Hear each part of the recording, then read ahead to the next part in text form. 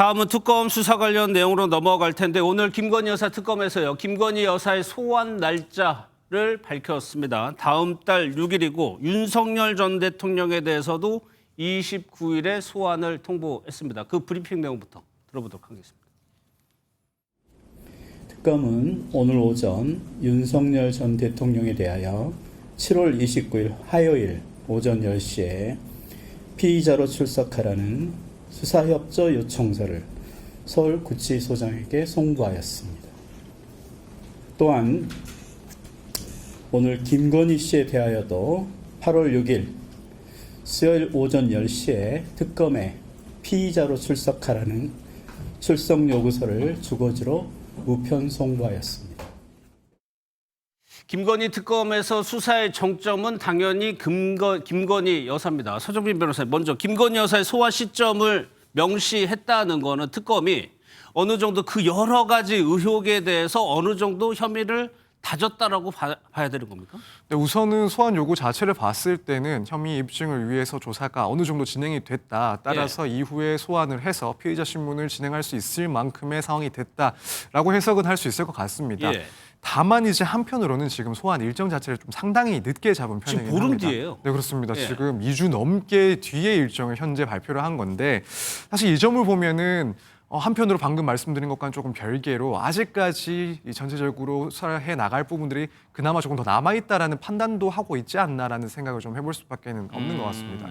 이제 보통 이제 수사기관에서 소환 일정을 잡을 때 물론 일정 조율을 하기는 하지만 뭐 먼저 제시를 하는 일정은 상당히 좀 빠르게 잡긴 합니다. 예를 들어 며칠 뒤에나 혹은 일주일 정도 뒤 정도를 예정을 하고 만약 일정이 조율이 안 될 경우에는 이렇게 뭐 시점이 2주 뒤로도 미뤄질 수 있긴 하죠. 뭐 이런 과정을 거쳤는지는 모르겠지만 지금 특검 측에서 현재 보름 뒤로 일정을 이렇게 잡았다라는 것은 그 기간 동안 이 사건들에 대해서 조금 더 다져놓고 피의 사실에 대해서 조금 더 증인이나 혹은 증거들을 확보해 놓고 그 시점이 됐을 때 어느 정도 수사를 할 만한 그런 여유가 필요하다라는 판단도 조금 들어가 있지 않나. 이 시기를 봤을 때 그 정해진 일자를 봤을 때는 조금 더 수사가 필요할 수 있다라는 점을 보여주는 건 아닌가 이렇게 생각이 되기도 합니다. 임재범 변호사 혹시 그런 것도 작용이 됐을까? 지금 보름 뒤로 해놓은 거는 그러면 김건희 여사 측에서 이 거부할 수 있는 이유, 명분을 안 주기 위해서 멀찌감치 이렇게 정해놓은 측면은 없을까요? 가능성은 있어 보입니다. 아주 임박해서 소환을 통보하면 뭐 건강상의 이유가 있다거나 뭐 핑계를 댈 수 있죠, 이유를. 그렇죠. 경우에 따라서는 가능하겠죠. 그런 부분도 있을 수 있고 제가 추측해 보기로는 그 시간 동안 다른 참고인들에 대한 조사라던가 다른 물증도 충분히 확보하기 위한 시간도 벌어둔 것 같습니다.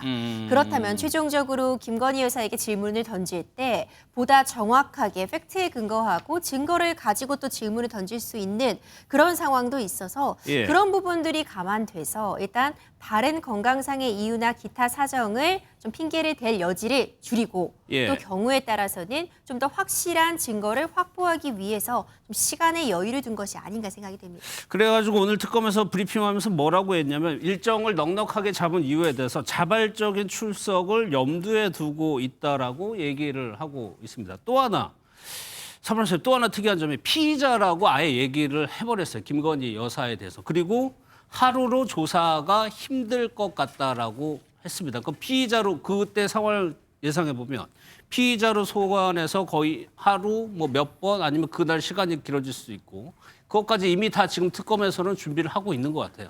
네, 일단 그렇게 보입니다. 피의자로 특정을 한 것은 이미 지금까지 조사된 내용을 보더라도 단순히 참고인으로서 조사할 단계는 지났다.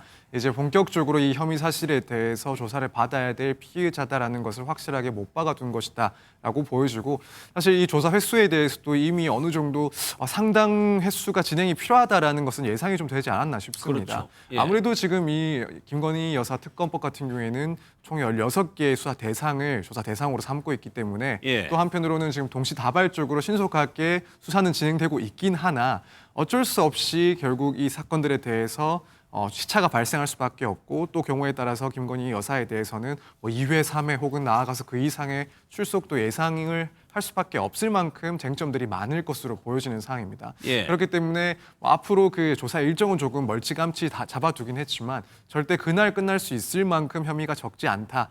추후에 추가적인 조사 일정들이 계속 연이어서 잡힐 수 있다는 점을 미리 조금 표시를 한 상황으로 보입니다. 예.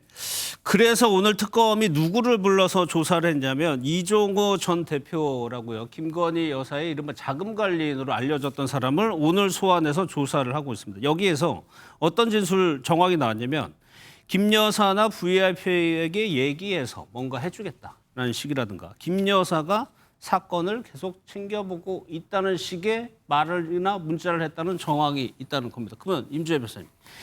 지금 이종호 전 대표가 이런 얘기 왜 김 여사를 이렇게 언급한 이유를 물어보겠죠. 일단 특검에서는. 그렇죠. 이종호 전 대표가 사실상 키맨으로 분류가 되고 있습니다. 어떤 청탁이 있었다. 특히 순직 해병 관련해서도 어떤 외압이 있었는데 청탁이 있었다. 그런데 누가 그럼 그 청탁을 윤석열 전 대통령 부부에게 할 수 있는가에서 이종호 전 대표가 등장하고 있고요.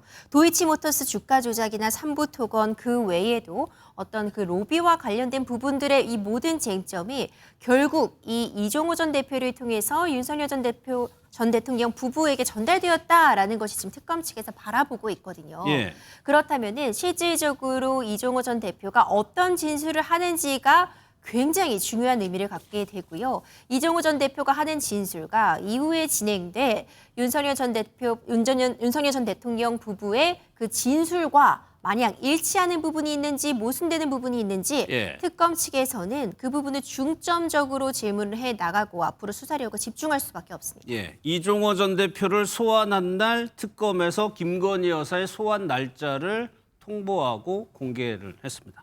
마지막으로 하나만 더 짚어볼게요. 서정빈 변호사. 윤석열 전 대통령에 대해서도 소환 통보했거든요.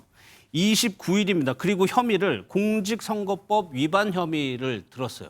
이거는 명태균 씨 관련 의혹밖에 지금 안 떠오르네요. 네, 저도 지금 이 공직선거법 위반 혐의라고 하면 막상 떠오르는 것은 당연히 이제 명태균 씨와 관련된 공천 개입 문제입니다. 지금 특검에서 보고 있는 내용은 명태균 씨에게서 그런 불법적인 여론조사를 무상으로 제공받고 그 대가로 이제 공천에 개입을 했다, 공천 자리를 김영선 전 의원 등에게 내주었다라는 그런 혐의를 받고 있는 상황입니다. 지금 이 사건은 사실은 뭐 이미 이전부터 그 내용에 대해서 어느 정도 언론 보도를 통해서 드러난 사실관계들이 있기 때문에 여기에 대해서 결국 특검에서는 윤석열 전 대통령에 대한 소환 조사를 이제 실시하는 것이다라고 볼 수밖에 없는 것 같습니다. 물론 향후에 윤 전 대통령에 대한 뭐 현 이 특검이나 혹은 다른 특검에서의 소환도 당연히 발생할 겁니다. 그밖에 최상병과 관련된 의혹, 그 원인에는 결국에는 뭐 VIP 개입설, 경로설 등이 포함되어 있고 또 그렇다면 순차적으로 윤 전 대통령에 대해서 소환을 할 것이다라고 볼 수 있는데 일단 가장 먼저는 결국 공직선거법 위반, 그러니까 명태균 씨를 통해서 명태균 씨와 관련해서